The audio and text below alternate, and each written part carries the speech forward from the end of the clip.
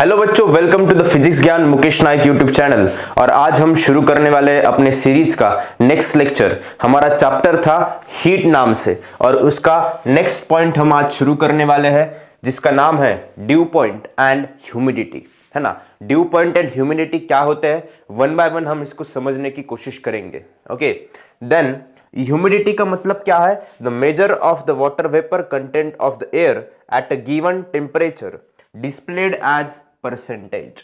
Humidity को हम किस तरीके से डिफाइन करते हैं कि उस पर्टिकुलर टेम्परेचर में उस एयर के अंदर कितना कंटेंट ऑफ वाटर वेपर मौजूद है, उसी को ही हम क्या बोलते हैं? ह्यूमिडिटी बोलते हैं, है ना। जैसे कि आपके पास वेदर रिलेटेड एप्स होते हैं, गूगल वेदर है, उसके बाद और भी कई वेबसाइट्स है जो कि हमें वेदर रिलेटेड इंफॉर्मेशन देने का काम करती है। उसके अंदर भी आपको परसेंटेज ऑफ ह्यूमिडिटी देखने को मिलती है। यस और no? Yes, absolutely. You see the percentage, how many percent of humidity is in the air today. Okay, ऐसा वहां पर लिखा होता है, राइट। अब इसको परसेंटेज में डिफाइन किया जाता है, लेकिन ड्यू पॉइंट का कंसेप्ट थोड़ा सा डिफरेंट है। ड्यू पॉइंट के अंदर क्या होता है बेटा? The temperature to which air must be cooled for saturation to occur a temperature measurement. यहां पर क्या मेजर किया जाता है? एक टेम्परेचर की वैल्यू ली जाती है, उस वैल्यू पे एक air must be cooled for saturation. हवा जो है वो सैचुरेशन के लिए जब ठंडी होने लगती है, बचे हुए वाटर ड्रॉपलेट्स जो है, बचे हुए वाटर वेपर जो है, वो वाटर ड्रॉपलेट्स में जब कन्वर्ट होते हैं, उस चीज को हम क्या बोलते हैं? ड्यू पॉइंट बोलते हैं। क्या बोलते हैं? Due point. ये बेसिकली एक तरीके का टेम्परेचर हम उस लेवल तक मेजर करने की कोशिश करते हैं। Okay, so this two are the dew point and humidity. Moving to the next slide. Okay, सबसे पहले ड्यू पॉइंट क्या होता है, आप इसको समझने की कोशिश करो। 71% surface of the earth is covered with water. जैसा कि आपको पता है, अर्थ का लगभग 71% सरफेस जो है वो पानी से कवर्ड है। यस और नो? 70-71% अर्थ के ऊपर पानी है, बचा हुआ जमीन है, लेकिन उस जमीन में भी रहने लायक बहुत कम हिस्सा हमारे हाथ में है। उसके अंदर भी बर्फ है, अंटार्कटिका में बहुत सारा, राइट। इसलिए 70% पानी है। Then the presence of water vapour in the air makes it moist, है ना। आपको पता है कि हम अर्थ के ऊपर रहते हैं, और अर्थ के ऊपर एटमॉस्फेयर है, अर्थ के ऊपर पानी है, और उसी वजह से अर्थ के जो एयर है उसके अंदर किसका प्रेजेंस है? वाटर वेपर का प्रेजेंस है। किसका प्रेजेंस है? वाटर वेपर का। And the moisture in the atmosphere is called humidity. मतलब जितना मॉइस्चर एटमॉस्फेयर में हमें देखने को मिलता है, उसी को ही हम क्या बोलते हैं? ह्यूमिडिटी बोलते हैं। क्या बोलते हैं? ह्यूमिडिटी। आ गई बात समझ में? यहां तक क्लियर है? The moisture in the atmosphere, इसको आप ऐसे लिख सकते हो, the moisture present moisture present in the atmosphere, the moisture present in the atmosphere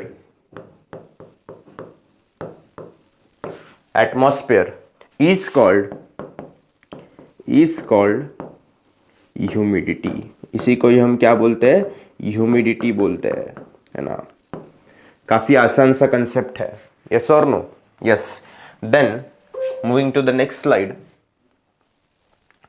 देखो क्या लिखा है, for given volume of air, उस particular given volume of air के अंदर एट अ स्पेसिफिक टेम्परेचर में there is a limit on how much water vapour the air can contain, है ना। मतलब उस पर्टिकुलर टेम्परेचर के अंदर एक लिमिट है कि कितना वाटर वेपर उस हवा के अंदर उस पर्टिकुलर टेम्परेचर में रह सकता है। Okay, then if the amount exceeds this limit, the excess vapour converts into water droplets. अगर वो जो अमाउंट है इस लिमिट से एक्सीड करती है, मतलब जितना उसका वाटर वेपर होल्डिंग कैपेसिटी है उस एयर का उस पर्टिकुलर टेम्परेचर पे, उससे अगर वो वेपर्स एक्सीड करते हैं, तो बचे हुए जो वेपर्स है उसका कन्वर्जन होने लगता है किसमें? वाटर ड्रॉपलेट्स के अंदर। किसमें कन्वर्जन होता है? वाटर ड्रॉपलेट्स के अंदर। Okay, then When the air contains maximum possible water vapor, जब हवा के अंदर maximum possible water vapors रहते हैं, then it is said to be saturated with vapor at that temperature. मतलब उस एयर की उस पर्टिकुलर टेम्परेचर में जितनी भी वाटर वेपर होल्डिंग कैपेसिटी है, अगर वो पूरी भरी हुई है तो उसी को हम क्या बोलते हैं? Saturated with vapour at that temperature. उसी एयर को हम क्या बोलते हैं? Saturated with vapour at that particular temperature. यहां तक बात क्लियर है? नेक्स्ट क्या लिखा है? The amount of vapour needed to saturate the air depends on temperature of the air. देखो, एयर को सैचुरेट करने के लिए कितना अमाउंट ऑफ वेपर चाहिए, ये किसके ऊपर डिपेंड रहता है? टेम्परेचर ऑफ एयर के ऊपर डिपेंड रहता है। किसके ऊपर डिपेंड रहता है? टेम्परेचर ऑफ एयर के ऊपर। Yes, then if the air temperature is low, जब अगर हवा का टेम्परेचर लो है, then it will need less vapour to saturate the air. इसका मतलब क्या है? जब अगर हवा का टेम्परेचर कम है तो उस एयर को सैचुरेट करने के लिए वेपर क्या लगेगा? कम लगेगा। मतलब लो टेम्परेचर पे एयर का जो वेपर होल्डिंग कैपेसिटी है वो क्या रहेगा? कम रहेगा, because it need less vapour to saturate the air. It need less vapour to saturate the air. अब ये 3-4 चीजें आपको समझ में आ गई ह्यूमिडिटी के बारे में, उसके बाद में saturate with vapour at that temperature के बारे में। अगर दिक्कत है तो आप मुझे पूछ सकते हो। ओके, क्लियर है बात? Then we have to move to the next slide. देखो, if the temperature of air is 40 degree Celsius, मतलब अभी जो हमने पढ़ा है इसी का एक एग्जाम्पल हम यहां पर देख रहे हैं, प्रैक्टिकल एग्जाम्पल। अगर टेम्परेचर ऑफ एयर कितना है? 40 degree Celsius, it can contain 49 gram of water vapour per kilogram of dry air without condensation. उसके अंदर कितने ग्राम ऑफ वाटर वेपर रहेगा? 49 ग्राम ऑफ वाटर वेपर रहेगा without condensation. If the amount of vapour exceeds this limit, अगर जो vapour amount है ये इस लिमिट से एक्सीड करती है, the additional vapour will condense. तो क्या होगा? एडिशनल वेपर जो उसके अंदर आ रहा है वो कंडेंस होना शुरू होगा, और उसी तरीके से फिर आपको लीव्स के ऊपर या फिर कांच के ऊपर ड्रॉपलेट्स देखना शुरू होंगे। ओके, यहां तक बात क्लियर है? Then however, if the temperature of air is 20 degree Celsius, अगर एयर का टेम्परेचर 20 डिग्री सेल्सियस है, it can contain only 14.7 gram of water vapour per kilogram of dry air without condensing. देखो, यहां पर एयर का temperature कितना था बेटा? 40। अब कितना कंसीडर कर रहे हैं हम? 20, है ना? 20 डिग्री सेल्सियस पे कितना उसके अंदर होगा? आप इसको कैलकुलेट करके देखो। 14.7 ग्राम्स ऑफ वाटर वेपर होगा। कितने टेम्परेचर पे? 20 डिग्री सेल्सियस पे 14.7 grams of water vapor. If the vapor contained in air is less than the maximum limit, क्या बोला गया है? एयर के अंदर जो वेपर्स है ये मैक्सिमम लिमिट से अगर कम है, then the air is said to be unsaturated, है ना? If the vapor containing in air is less than, if the vapor containing in the air is less than the maximum limit, then air is said to be unsaturated. Air is said to be unsaturated. Air को क्या बोला जाएगा फिर? Unsaturated बोला जाएगा। क्या बोला जाएगा? Unsaturated. Okay, saturated air, unsaturated air, दोनों के अंदर आपको डिफरेंस समझ में आ रहा है? मैक्सिमम लिमिट से अगर वाटर वेपर उसके अंदर कम है तो उसको क्या बोलेंगे हम? अनसैचुरेटेड बोलेंगे। अगर मैक्सिमम लिमिट तक है या फिर उससे ज्यादा है तो उसको क्या बोलेंगे? सैचुरेटेड एयर बोलेंगे। ओके, आ गई बात समझ में? इसमें किसी को दिक्कत है? यस और नो? ओके, देन क्या लिखा है? Suppose unsaturated air at a certain temperature is taken. अगर अनसैचुरेटेड एयर का एक सैंपल हम लेते हैं सर्टेन टेम्परेचर पे XYZ and its temperature is decrease, अगर उसका टेम्परेचर डिक्रीज होता है, अ temperature is reach at which the air becomes saturated with vapour. सबसे पहले हमने क्या लिया? अनसैचुरेटेड वेपर लिया, क्या? अनसैचुरेटेड एयर लिया।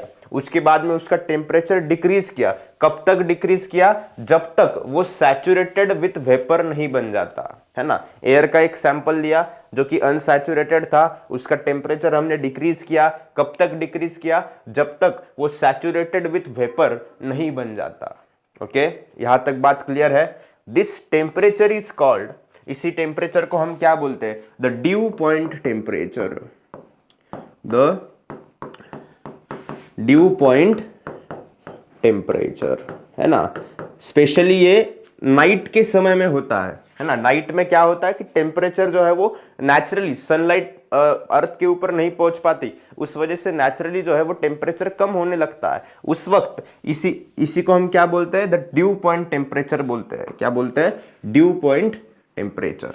ड्यू पॉइंट टेम्परेचर मतलब एयर का टेम्परेचर उस हद तक कम करना जिस हद तक ये एयर जो है वो सैचुरेटेड विथ वेपर नहीं बन जाती, है ना। सैचुरेटेड विथ वेपर नहीं बन जाती। ओके, अब सैचुरेटेड विथ वेपर क्या है, अनसैचुरेटेड एयर क्या है, इसके बारे में तो हमने लास्ट स्लाइड में पढ़ा है।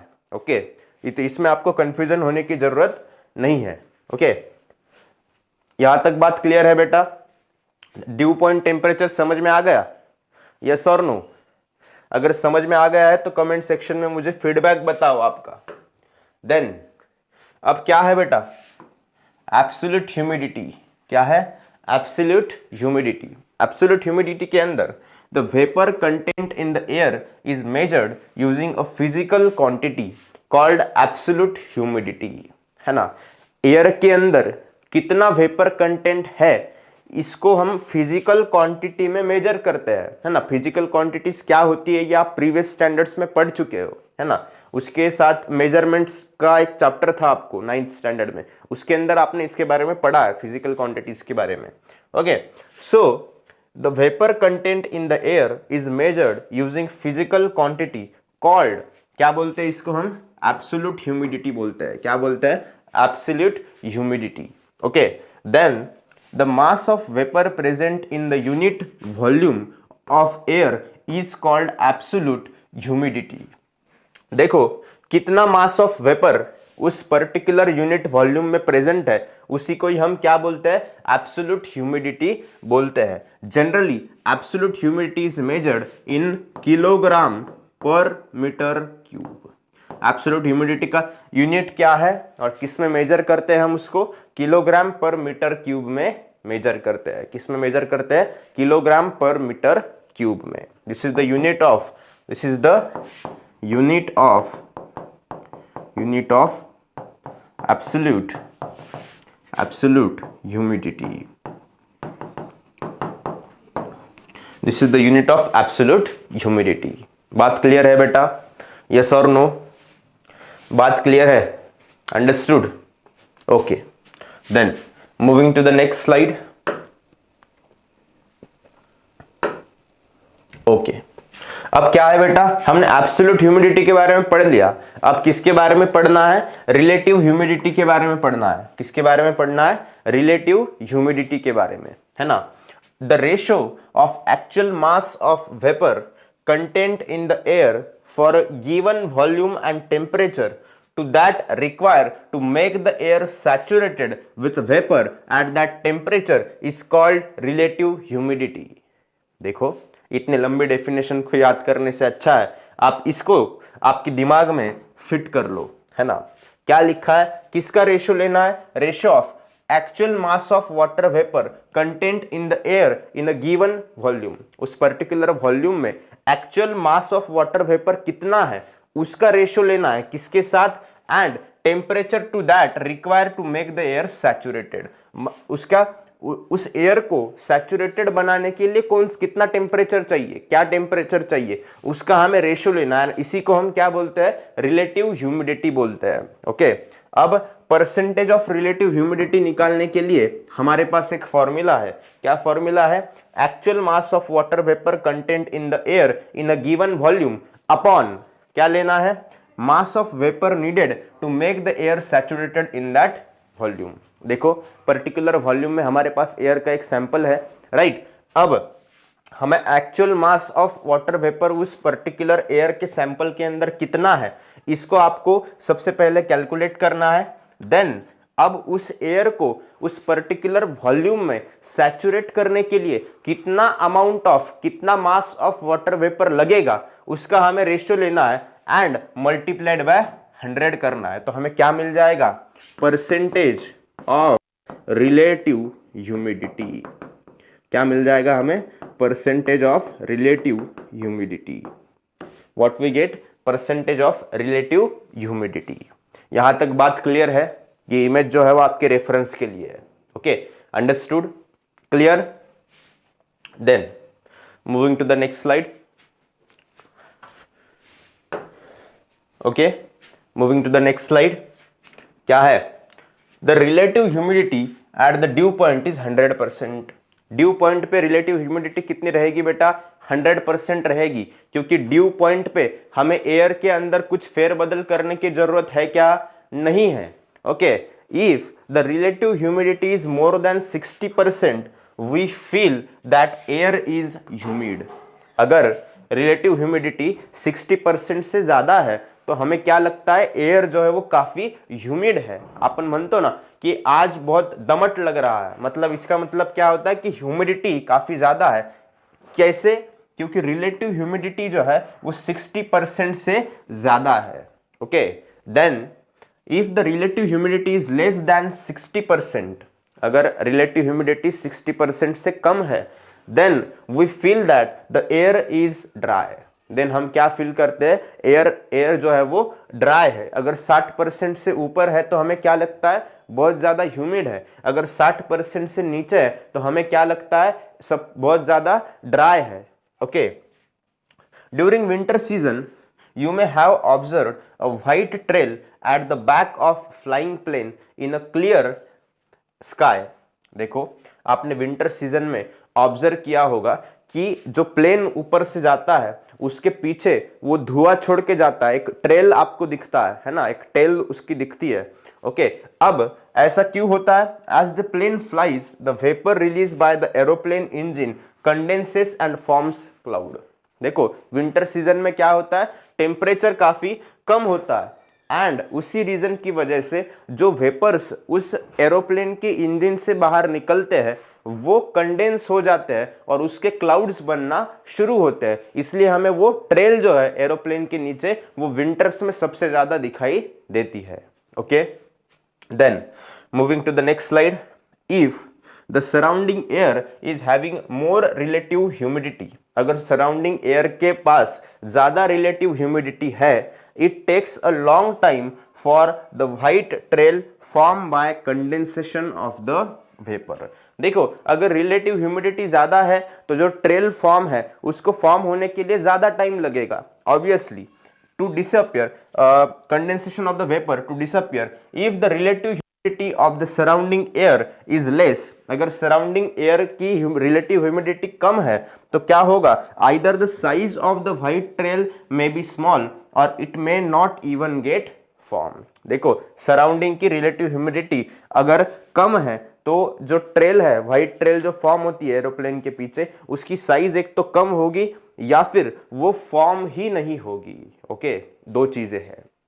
ये किसके बारे में कंसेप्ट है, सभी रिलेटिव ह्यूमिडिटी के बारे में कंसेप्ट है। ये आपको पता होना जरूरी है, आपके बुक में भी दिया है, आपके बोर्ड एग्जाम में भी इसके रिलेटेड एक क्वेश्चन आ सकता है। ओके, इसलिए इसको अच्छे से समझना है। Okay, then moving to the next slide. अब आपको इसको सिर्फ ऑब्जर्व करना है ना, इसको आपको सिर्फ ऑब्जर्व करना है। किस तरीके से, सबसे पहले क्या दिख रहा है आपको, ये वाटर बॉटल दिख रही है। यस, ऐसा लग रहा है कि अभी अभी इसको रेफ्रिजरेटर से बाहर निकाल के रखा है। यस और नो, है ना, ऐसा क्यों, अब सवाल क्या है आपसे, हाँ सबसे पहले इसको भी ऑब्जर्व कर लो, ये क्या है कि कार का जो है वो विंडशील्ड है ये, है ना, जो डोर का जो ऊपर का कांच है वो है, बाहर बारिश हो रही है ना, बाहर ठंडा है, लेकिन अंदर से यहाँ पर क्या आ चुके हैं, वाटर ड्रॉपलेट्स आ चुके हैं, है ना। ये सुबह सुबह हम जो लीव्स देखते हैं पेड़ों के, उसके ऊपर भी ड्रॉपलेट्स हमें इस तरीके से देखने को मिलते हैं, है ना। तो सवाल आपसे ये है कि ऐसा क्यों होता है, ऐसा इसलिए होता है क्या कि बॉटल का अंदर का जो पानी है वो बाहर आ जाता है, is this possible, no this is not possible. ऐसा यहाँ पे होता है क्या कि जो बाहर बारिश हो रही है उसका पानी अंदर कार में आ रहा है, कांच से अंदर आ रहा है, नहीं, हमारे विंडोज है, घर पे कांच की विंडोज रहते हैं, तो बारिश के वक्त जब बारिश होती है तो अंदर भी उसके ऊपर ड्रॉपलेट्स या फिर मॉइस्चर हमें देखने को मिलता है। तो ऐसा क्यों होता है, कांच से पानी अंदर आ रहा है क्या, नो डेफिनेटली नॉट। इसके पीछे साइंटिफिक रीजन है और इसी को हम नेक्स्ट लेक्चर में डिस्कस करेंगे, इसके बारे में पढ़ेंगे, इसका रीजन भी मैं आपको बताऊंगा नेक्स्ट लेक्चर में। ओके, सो तब तक के लिए वीडियो को एक बार नहीं 2 बार देखिए, अच्छे से समझिए। अगर आपको कोई दिक्कत आती है तो कमेंट सेक्शन में पूछिए, और फिजिक्स ज्ञान मुकेश नायक यूट्यूब चैनल को सब्सक्राइब करना बिल्कुल भी मत भूलिए। वीडियो को लाइक कीजिए एंड आपके दोस्तों के साथ शेयर कीजिए। Thank you so much.